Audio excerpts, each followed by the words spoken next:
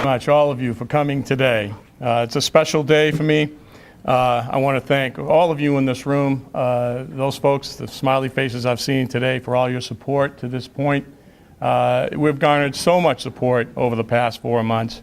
So I'm pleased to say today that I'm going to move from the exploratory phase of this campaign into announcing my formal candidacy for the governorship of this state.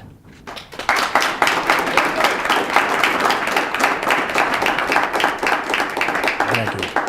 You know, over the past 4 months, I have traveled this state extensively. No one in the world could have told me that you could travel for about 3.5 hours in one direction and still be in New Hampshire. But it's actually possible if you go up to Coos County, to the extreme ends.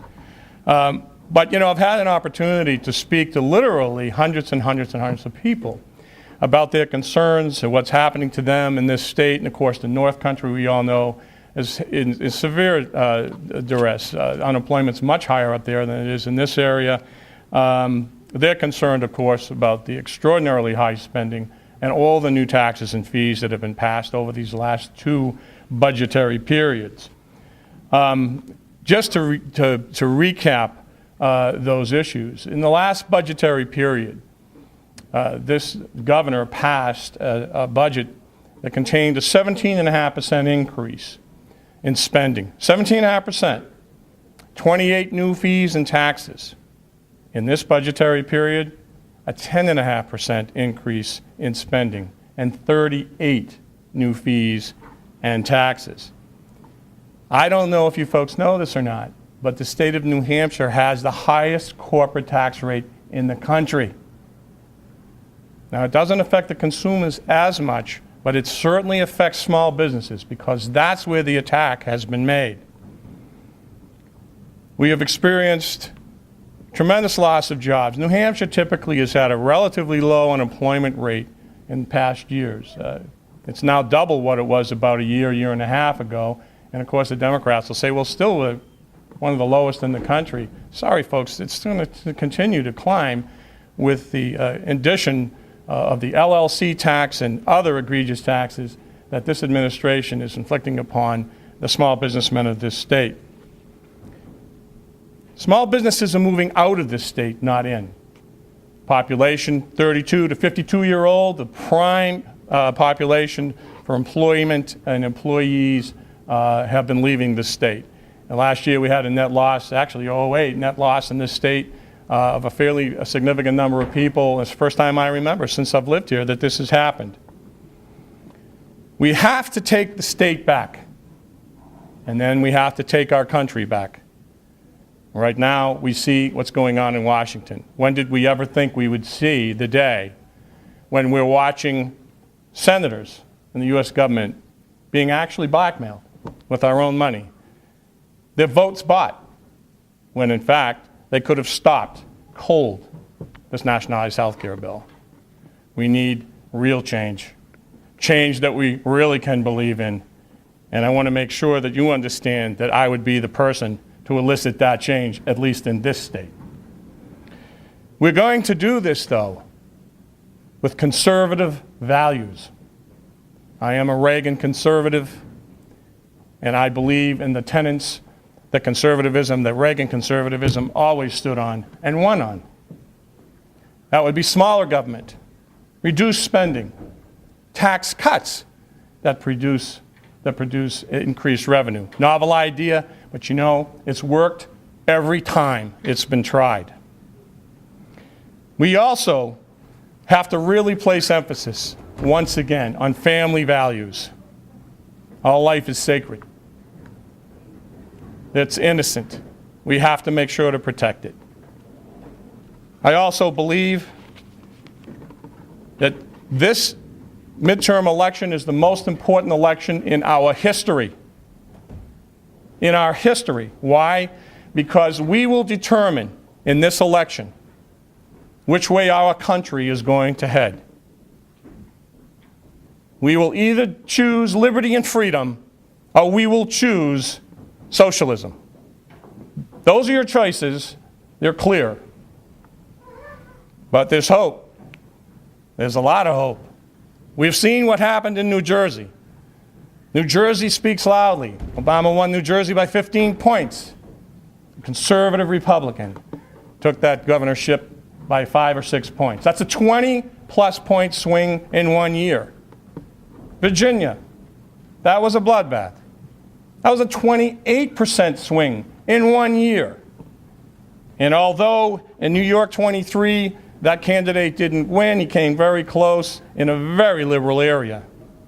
Lynn Blankenbecker, locally, here in Concord, in the special election recently, defeated a very well-known and popular Democratic candidate. No one gave her a chance in the world of winning. She won in their front yard.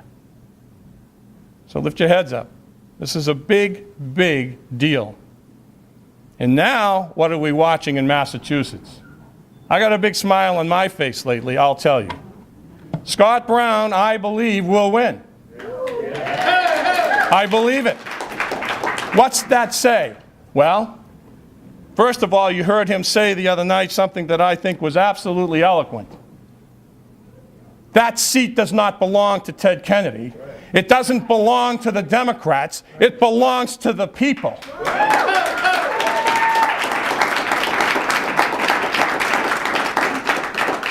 If he wins, this is going to be the second shot heard around the world, and it's coming from the right state.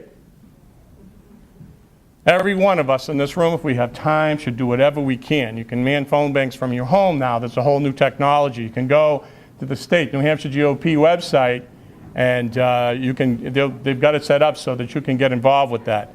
If you can help them out, help them out. I want to speak a moment about something that a lot of folks told me I shouldn't speak about. You folks out there, most of you that know me know, you don't do that with me. There's not a politically correct bone in my entire body.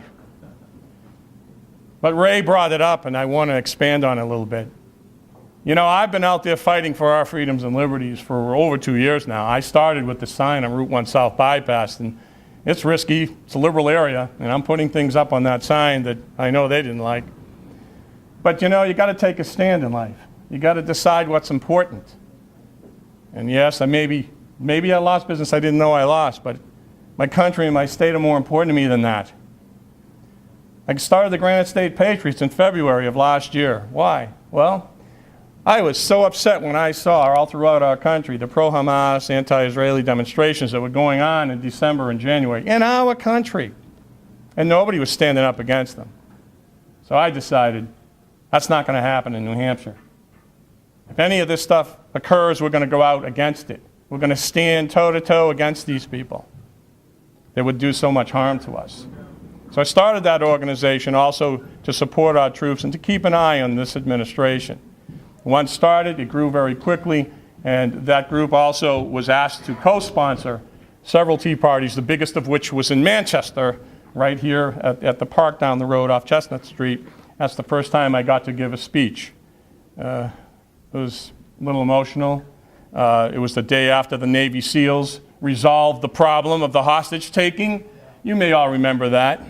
I felt like an American that day, like I haven't in a long time. So I was pretty excited when I got to speak the next day. But I want to talk to you all about the Tea Party movement. How many in here, by the way, have been to a Tea Party? Oh, excellent. About 3/4 of you.